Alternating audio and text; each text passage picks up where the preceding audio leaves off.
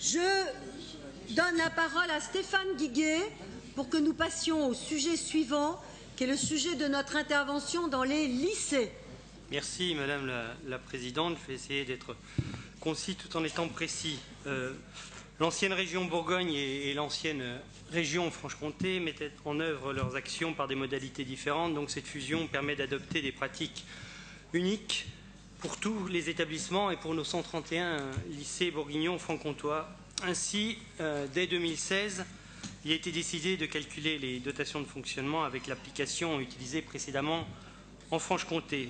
Dès l'année scolaire 2016-2017, donc dès septembre également, des actions péripédagogiques sont proposées à l'ensemble des établissements. Je parle des dispositifs échappées littéraires et BFC reporters.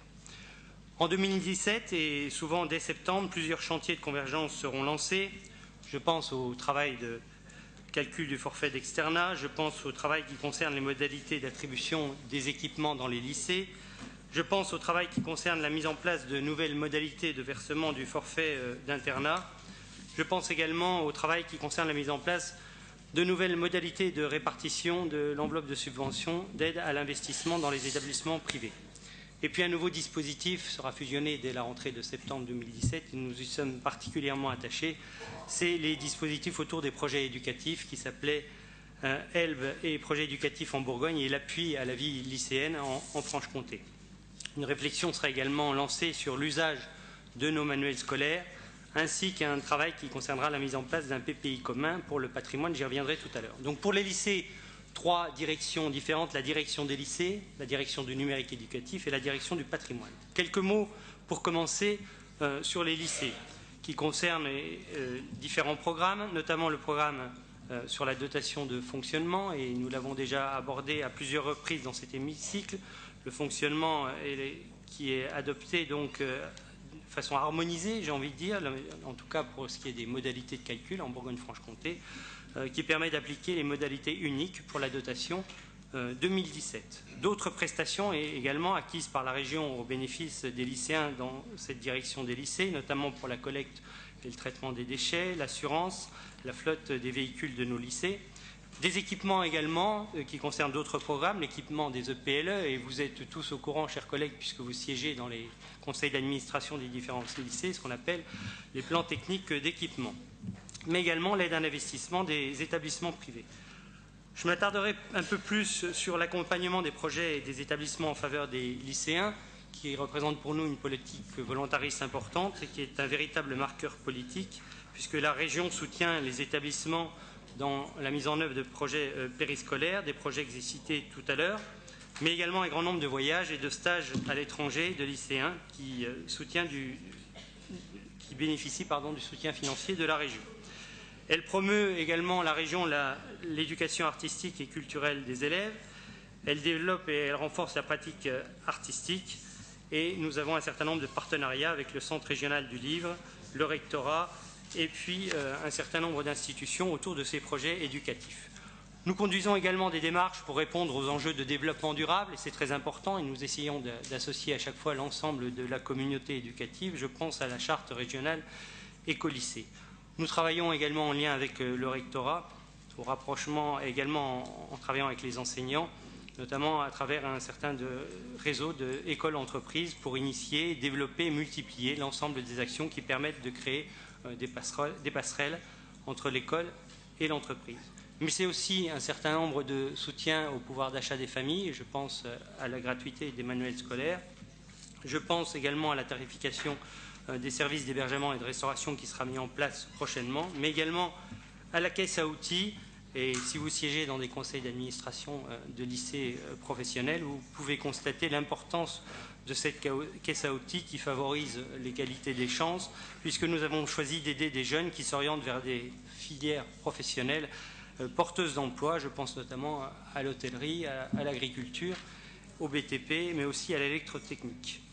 Voilà pour ce qui est de la partie direction des lycées. Pour la direction du numérique éducatif, nous avons bien sûr l'acquisition et l'installation d'équipements. Je pense au renouvellement du matériel dans les établissements, un sujet que vous abordez également dans vos conseils d'administration. Nous souhaitons également déployer une nouvelle architecture technique régionale au sein des établissements. Nous souhaitons mettre en place de nouvelles architectures qui facilitent le développement des usages. On voit bien que les usages évoluent tous les jours dans nos lycées. Je pense à l'extension du Wi-Fi, je pense à l'intégration d'équipements personnels, mais également au déploiement de clients légers. Nous souhaitons poursuivre les opérations également de rénovation VDI. En ce qui concerne le développement du numérique, nous accompagnons à la fois l'Académie de Dijon et l'Académie de Besançon avec comme objectif à terme de fusionner et d'avoir un projet de convergence cohérent entre les deux environnements numériques de travail, à la fois dans l'Académie de Dijon et dans l'Académie de Franche-Comté.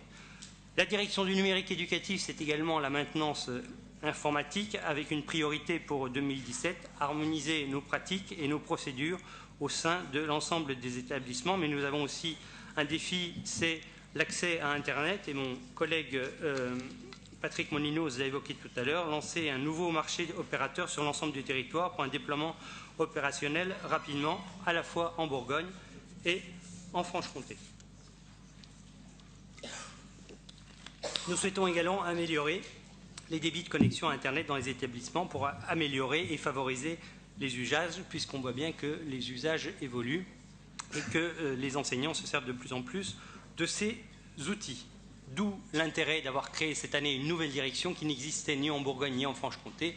Je parle bien évidemment de la direction du numérique éducatif. La troisième partie, après la direction des lycées et la direction du numérique éducatif, c'est la partie du patrimoine, avec un montant global d'investissement de 130 441 000 € en AP et 101 546 000 en CP, avec des mesures prioritaires pour nous au niveau du patrimoine pour 2017, la convergence et la construction d'une nouvelle stratégie pour notre investissement.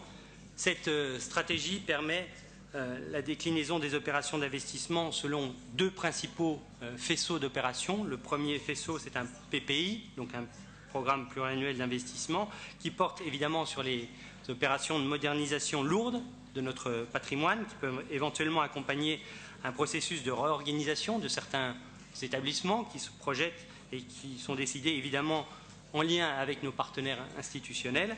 Donc il y a un certain nombre de critères techniques, bien évidemment.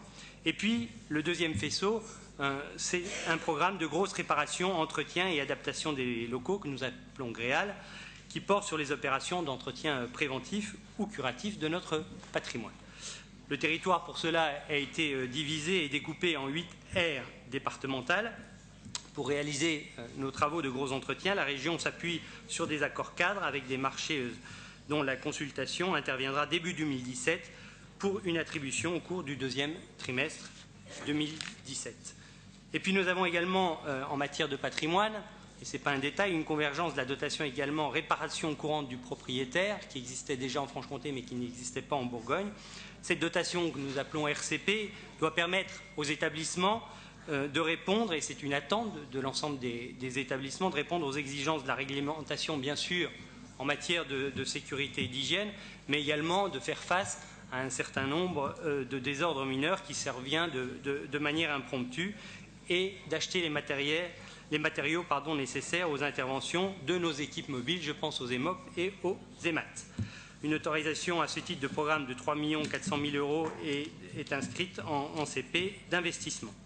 En parallèle, bien évidemment, nous ne laisserons pas les établissements seuls, notamment en Bourgogne, qui n'avaient pas l'habitude de fonctionner ainsi, puisqu'il sera transmis aux établissements un guide de gestion des interventions techniques dans les EPLE. En matière de patrimoine, nous avons bien sûr toute la problématique de l'accessibilité que nous avons largement abordée lors de notre dernière assemblée plénière.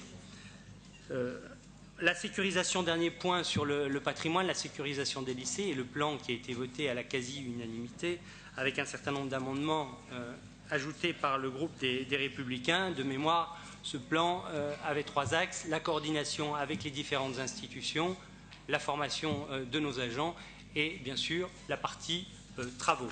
À ce titre-là, la collectivité a décidé de consacrer son action sur la mise en place d'alarmes de confinement. C'est notre priorité pour cette année 2017. Il est donc proposé dans le budget qui vous est présenté la création d'une nouvelle enveloppe sécurisation des lycées pour les opérations avec une AP de 2 millions € et d'inscrire 1 million € en CPI pour cette année. Voilà, Madame la Présidente, en quelques mots, le budget des lycées.